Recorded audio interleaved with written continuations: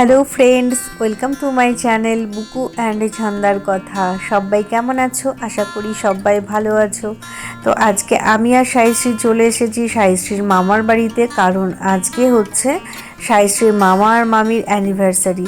তো আজ থেকে ঠিক 1 বছর আগে আজকের দিনে পালিয়ে বিয়ে করেছিল। তোমরা হয়তো আমার আমার ভিডিওগুলো চেক করলে পেয়ে যাবে সেই বিয়ের ভিডিও। তো দেরি না করে যারা দেখতে চাও ঝটপট আমার চ্যানেলে গিয়ে ভিডিওর মধ্যে একদম পিছন দিকে গেলেই পেয়ে যাবে ভিডিওটি। তো যাই হোক, চলো তোমাদের রান্নাবান্নাগুলো দেখায়। আজকে হবে ইলিশ মাছের পাতুরি। যেহেতু কলা পাতায় হচ্ছে, কলা পাতায় হলে মনে হয় পাতুরি বলা হয়। আমি তো খুব বেশি রান্নাবান্নার বিষয়টা বুঝি না, এটা মেজদি আর রিম্পা খুব ভালো করে বোঝে। তো তাই জন্য বোন আর মেজদি দুজনে মিলে রান্নার কাজে লেগে পড়েছে। আর সাথে আছে একটা আমার ভাইয়ের বউ, তো ও হাত দিয়েছে দেখলাম। আমি এসব পারি না বলে একদম ধারের কাছে থাকি না, সবসময় দূরে দূরে থাকি। আর আমি সব থেকে ভালো খেতে পারি আর ভিডিও করতে পারি, তাই জন্য সবটা তোমাদেরকে দেখাই। চলো দেখো ওরা কত সুন্দর করে ইলিশ মাছটাকে কলা পাতায় মুড়ছে। এর মধ্যে কি কি মশলা দিয়েছে আমি সেটাও জানি না। মানে কলা পাতাগুলোকে আগে সাইজ করে কেটে নিয়েছে, তারপর মশলাটা ইলিশ মাছে মাখিয়ে তারপরে কলা পাতায় মুড়ে সুতো দিয়ে বেঁধে দিচ্ছে। দারুণ রান্না। তো যাই হোক, চলো খাবার পর মানে খাবার সময় বলবো তোমাদের যে কত ভালো খেতে হয়েছে।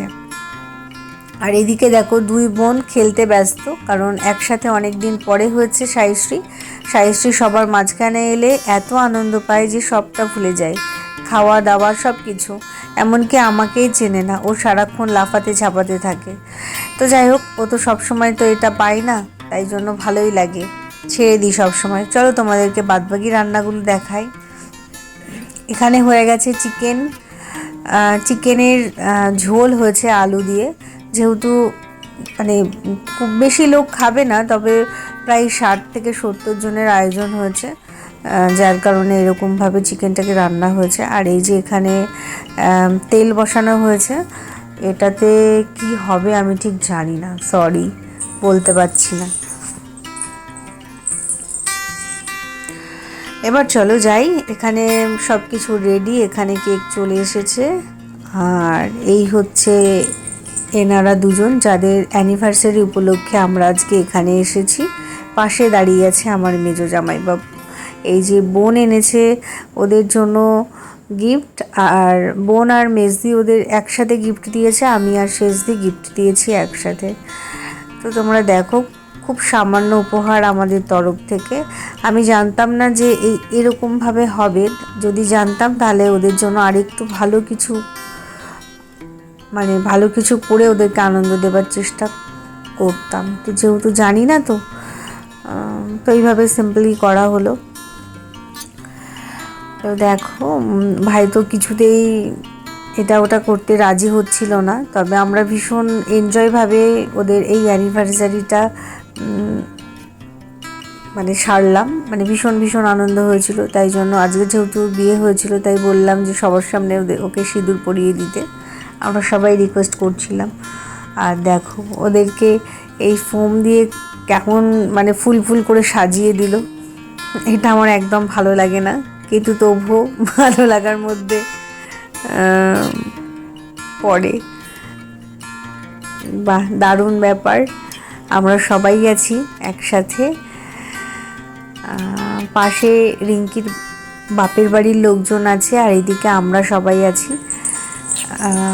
দেখো, আমরা যে কোনো বিষয়ে খুব হাসতে আর এরকম আনন্দ করতে ভীষণ পছন্দ করি, তাই ছোট ছোট বিষয়গুলোকে একদম মিস করতে চাই না, সবসময় পার্টিসিপেট করতে চাই।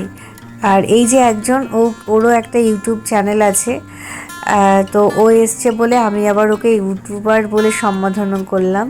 তো যাই হোক, ওটা হচ্ছে রিঙ্কির দিদি হয়। তো এই ফার্স্ট টাইম আমি ওকে দেখলাম, ওরও একটা চ্যানেল আছে। যদি সম্ভব হয় তাহলে তোমাদেরকে ওর চ্যানেলের নামটা বলবো, কেমন?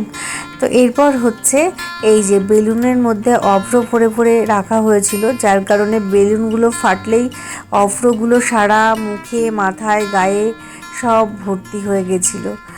আর মানে এতটা মানে কি বলবো, অভ্র অভ্র দিয়ে মনে হলো যেন আমরা স্নান করে নিয়েছি প্রত্যেকেই এরকম। আর সাইশ্রীর খিদে পেয়েছিল, যার কারণে আমার কোল থেকে একদম নামছিল না। আর হচ্ছে বেলুনের মধ্যে যেহেতু অভ্র ছিল, ফাটানো হচ্ছিল বেলুনগুলোকে, সাইশ্রী ভয় পাচ্ছিল আর জোরে জোরে কাঁদছিল, আমাকে কিছুতেই ছাড়ছিল না। আর আমিও ওকে নামাতে পারছি না নিজে, যেহেতু কান্নাকাটি করছিল। তো এই হচ্ছে আমাদের অ্যানিভার্সারির আনন্দ। আমরা কিন্তু খুব খুব খুব মন থেকে মজা করেছি আর সবটা তোমাদের সাথে শেয়ার করেছি। কেমন লাগলো অবশ্যই জানিও। আজকের মতো এই পর্যন্ত, টাটা সবাইকে।